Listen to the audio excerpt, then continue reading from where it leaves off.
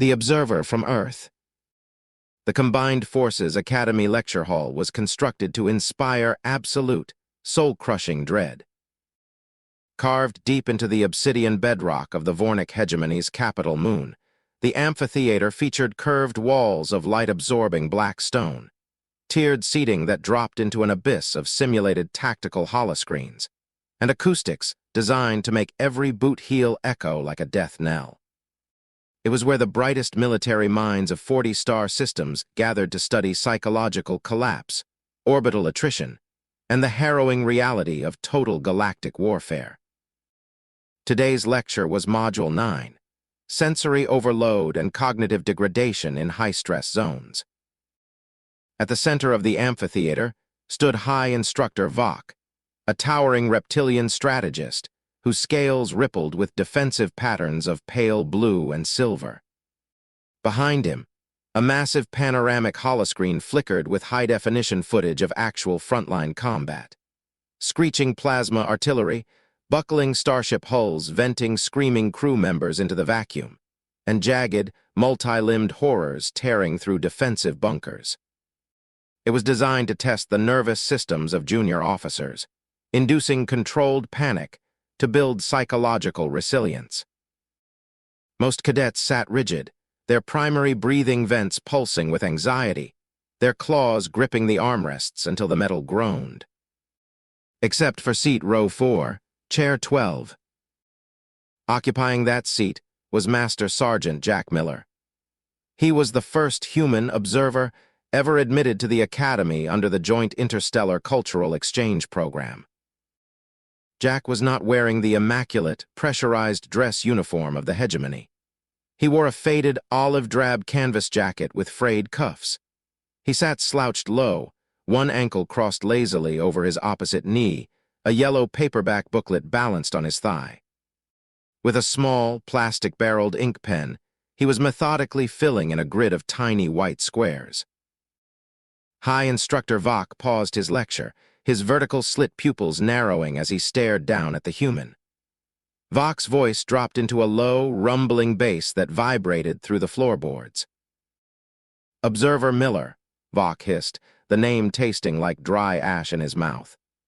"Are you experiencing a dissociative shock state? Is your nervous system failing to process the visual data stream?" Jack didn't look up from his booklet. He tapped his pen against his chin, muttered something about an 8-letter word for a tropical fruit, and finally glanced toward the front of the hall. Oh, sorry, Teach. What was that? Did you say something?" Jack asked, his voice entirely devoid of panic, sounding more like a man waiting in a sluggish post office line. Vok's crest flared in deep irritation. He swept a claw toward the massive holoscreen, which was currently replaying a looping, hyper-vivid sequence of a planetary bombardment melting a civilian shelter. "That screen displays the psychological disintegration of an elite battalion under sustained orbital bombardment," Vok barked, stepping toward row 4.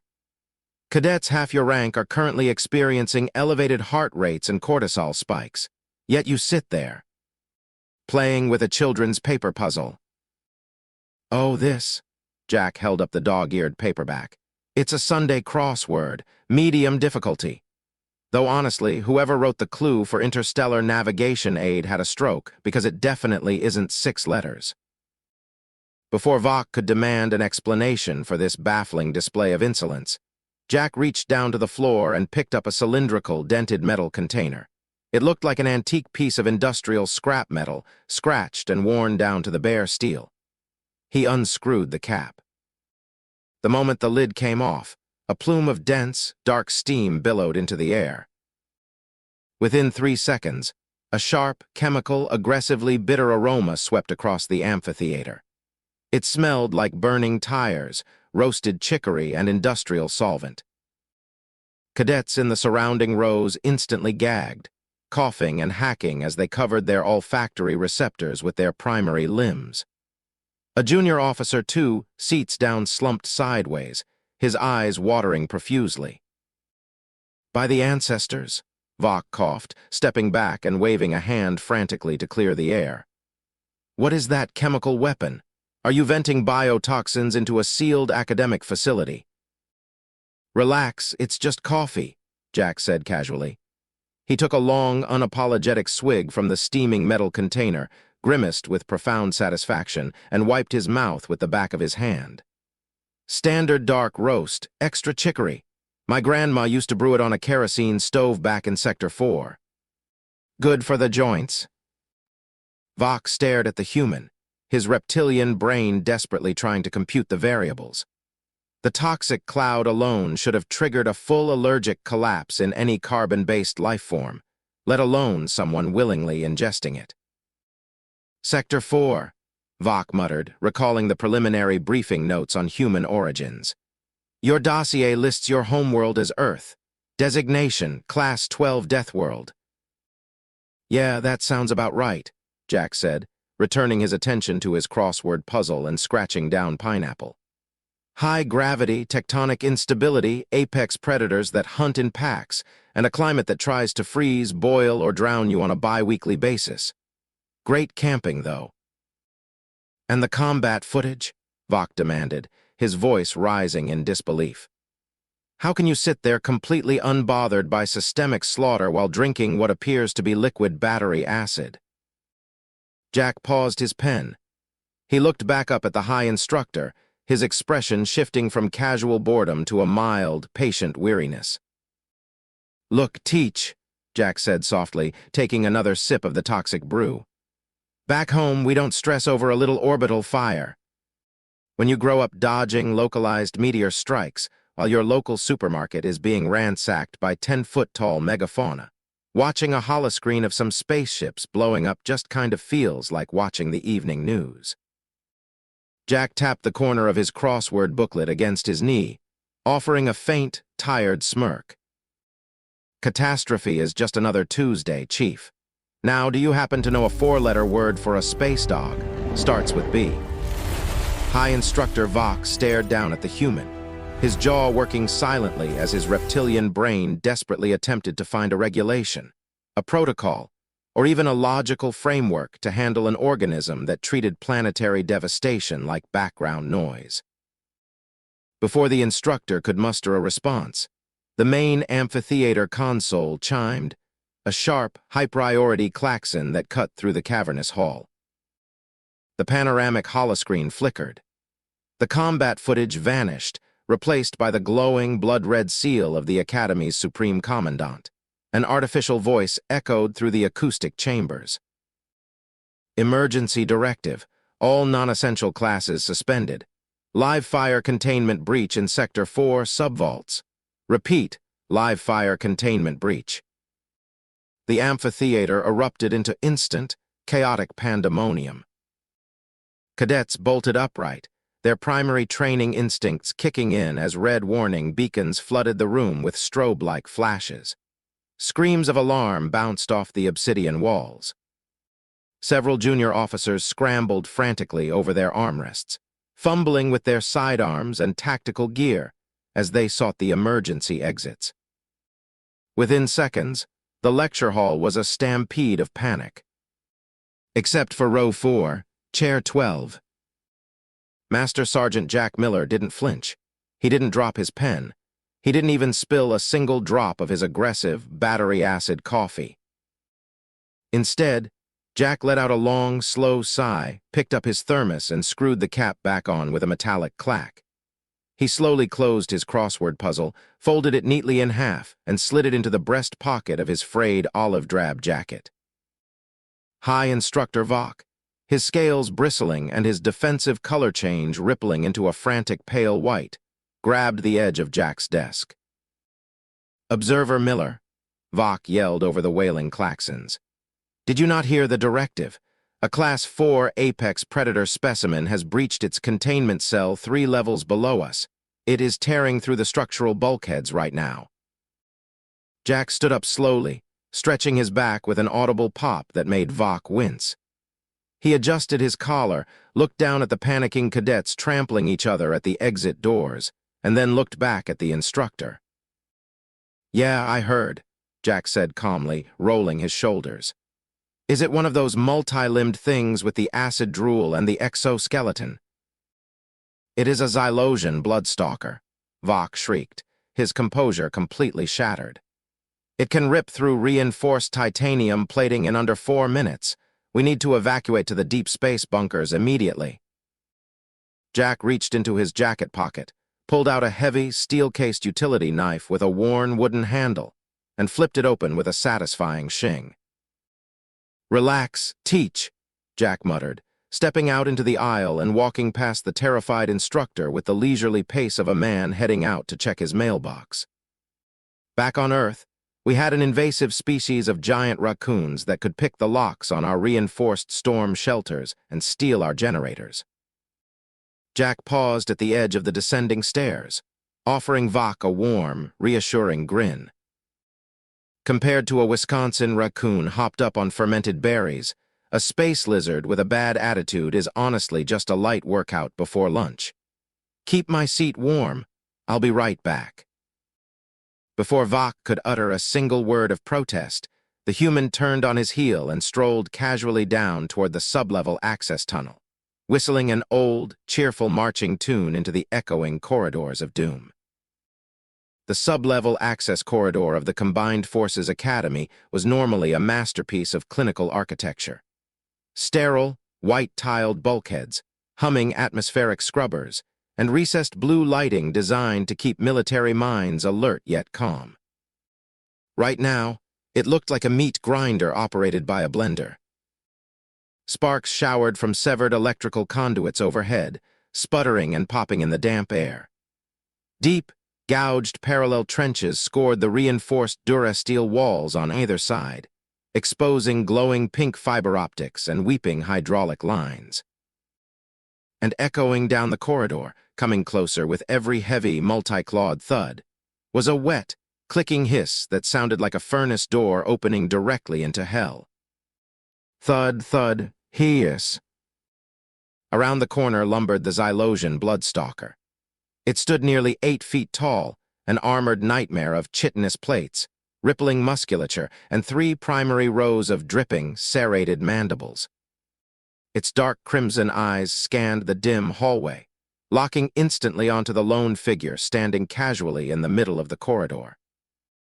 Jack Miller stopped walking.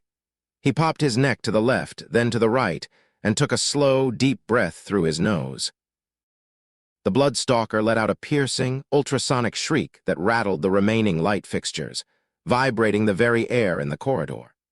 It coiled its massive, segmented legs, preparing to launch its 500-pound frame across the distance in a single, devastating pounce. Jack sighed, reached into his jacket pocket, and pulled out a small, metallic cylinder with a flip-top cap. "All right, you overgrown tick," Jack muttered, his voice entirely conversational. "Let's get this over with. I was on clue 12 down." The creature lunged. To any cadet or instructor watching from the security feeds upstairs, it was a blur of lethal, calculated violence. The bloodstalker crossed the 10-meter gap in less than a second, its razor-sharp forelegs raised to decapitate the intruder. Jack didn't duck. He didn't dive. He simply stepped 3 inches to the left, kicked his right boot out with brutal, heavy-duty precision, and caught the creature squarely in its primary soft tissue hinge beneath its armored sternum. Crack! The sound echoed like a splitting oak log. The momentum of the charging beast worked against it. The sudden, brutal impact redirected its forward trajectory straight into the reinforced corner of a structural load-bearing pillar. Boom! The bloodstalker slammed headfirst into the steel wall with enough force to dent the bulkhead. It let out a stunned, strangled click, its limbs twitching in sudden disorientation as it rebounded onto the deck plates, shaking its massive, heavily armored head. Jack stepped forward, flicked open his utility knife with a practiced snap of his wrist, and jammed the heel of his boot onto the creature's primary breathing vent. "See, that's your main problem right there," Jack said, leaning down casually, resting his elbow on his knee as the beast thrashed weakly beneath his boot. "Zero spatial awareness. You come charging into a hallway like you own the place, but you don't even check your corners." The bloodstalker gave one final, pathetic shudder before going completely limp, its lethal mandibles slack against the cold tile floor. Jack stood up, wiped a speck of gray ichor off his boot with a look of mild annoyance and clicked his utility knife shut. He reached into his pocket, pulled out his dented metal thermos, and unscrewed the cap. A fresh cloud of aggressive, battery acid-scented steam drifted into the flickering corridor. He took a long, refreshing sip, staring down at the unconscious multi-ton death machine. "Anyway," Jack muttered to himself, turning back toward the stairs. "Let's see if banana fits." Back in the upper amphitheater, the silence was absolute. High Instructor Vox stood frozen before the main security console, his multifaceted eyes unblinking, staring at sub-level camera feed 4. Beside him, 3 junior officers clutched their data slates as if for dear life. On the monitor, the human was casually recapping his dented metal thermos, stepping over the twitching bulk of a creature that had previously required a tactical bombardment platoon and 3 plasma turrets to successfully sedate. Did he just? Vox's voice failed him. He cleared his throat, his scales flushing a bright, confused shade of magenta. Did he just administrative review a Class A combat specimen using a standard-issue footwear strike? "He's walking back up, Instructor," one of the junior officers whispered, his voice trembling. "He's coming through the heavy blast doors now." True to word, the heavy hydraulic doors of the amphitheater hissed open. Master Sergeant Jack Miller strolled back into the lecture hall, his posture as languid and unbothered as a man returning from a pleasant morning stroll through a park. He slipped his utility knife back into his jacket pocket and pulled out his folded newspaper crossword puzzle. As he walked down the aisle toward row 4, every surviving cadet shrank back slightly into their seats, their previous condescension entirely replaced by a profound, primordial terror. Jack slid back into chair 12, crossed his ankle over his knee, and looked up at the instructor, who was staring at him as if he were an apparition sent by the void. "All clear down there, teach," Jack offered with a casual nod, popping the cap off his pen. "Though you might want to call maintenance. The beastie left a pretty nasty dent in your structural pillar. Could cause some long-term settling issues." Vox swallowed hard, his throat dry. He slowly turned his head from the security monitor back to the human. "Observer Miller," Vox began, his voice dropping from a commanding roar to an uneasy, hushed whisper. "What, exactly, are the ecological parameters of this Sector 4 on Earth?" Jack paused, tapping his pen against his chin as he squinted at the crossword grid. "Oh, mostly pine trees, mosquitoes the size of hummingbirds, aggressive weather patterns, and the occasional black bear that breaks into your garage looking for stale pretzels," Jack said offhandedly. He looked up, offering a friendly grin. "Why? Are you guys thinking about setting up an exchange program over there?" Vox slowly shook his head, his tail curling tightly around the base of his chair. He reached out with a trembling claw and pressed the master control button to clear the emergency klaxons. "No, Observer Miller," Vox muttered, staring blankly at the wall. "I believe the hegemony's foreign policy regarding your planet will henceforth be officially classified as do not under any circumstances disturb the humans." Jack chuckled softly, scratching down a word in the tiny white squares. "Smart call, Teach. Smart call." Don't forget to like, comment, and subscribe for more incredible stories.